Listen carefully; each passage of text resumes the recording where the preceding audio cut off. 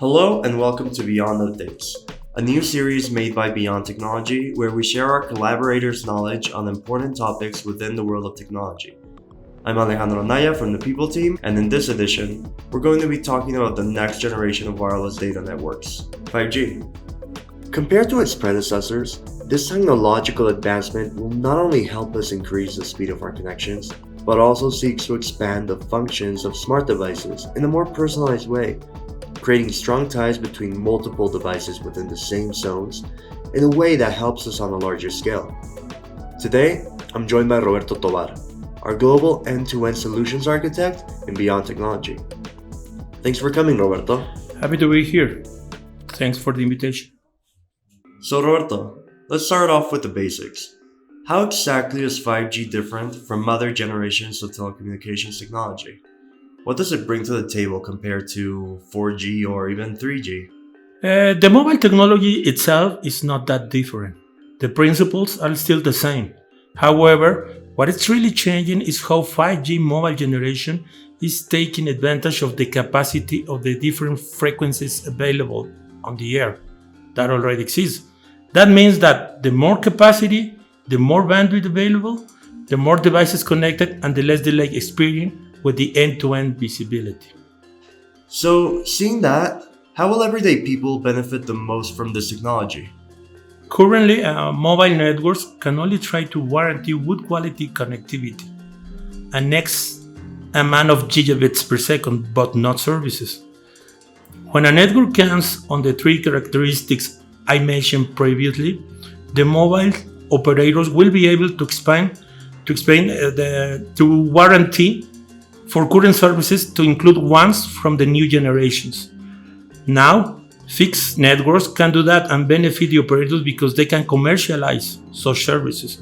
But most of the end users, because they can be sure they will get them on time with no interruptions and wherever they need them. 5G is the first mobile generation which is looking to achieve something similar, but now with the end users moving everywhere. That's interesting. So, moving forward, in what types of industries do you see this becoming an essential tool for companies' growth and success? Actually, 5G promises to help to interconnect all the people in a timely and secure manner. However, on the first real implementations, industries like manufacturing, health, hospitality, surveillance, energy and utilities, and of course transportation will be the ones to see the progress using private and public 5G networks. Sounds exciting. Now, we know that globally there's countries where telecommunications companies are starting to offer and build these new types of towers and hubs to expand the type of connectivity in cities around the world. But how far ahead are we currently with the implementation of 5G? Right now, most of the major mobile operators around the world are focused on deploying 5G through 2022 and 2023. But it's important to consider that most of the implementations so far have been designed for first, try to win the 5G race, and additionally for increasing the coverage, mainly for non-standalone 5G implementation.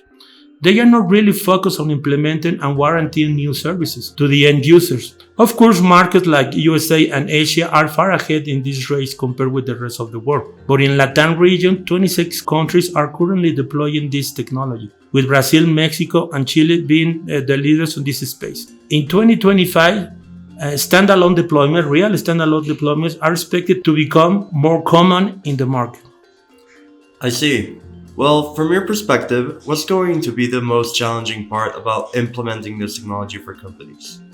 The most challenging part for mobile operators on implementing public 5G is going to be ensuring their coverage is warranted for incoming new services. This technology offers a bigger capacity when it comes to the bandwidth, but also because of the frequencies it uses, it requires up to 6, even 7 times or more antennas per area of coverage compared with previous generations. Some large companies are not willing to wait for mobile operators to have public 5G networks available for them. So many have already started deploying their services locally with private 5G.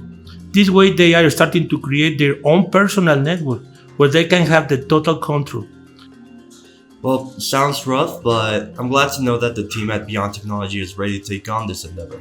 Definitely, at Beyond Technology, we have the expertise, the right people and partners to help both mobile provider operators and companies to plan, design, implement, and operate extreme to extreme public and private 5G network, from end-to-end points, CPEs, cells at gateways, metro core, optical, mobile, virtual cloud-based core, data center deployments, end-to-end security, open RAN cloudification, to automation. It could include network slicing or SDN, for example, and multi-vendor, multi-segment APIs creation.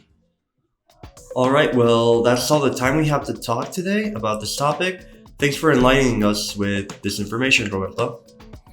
Thank you.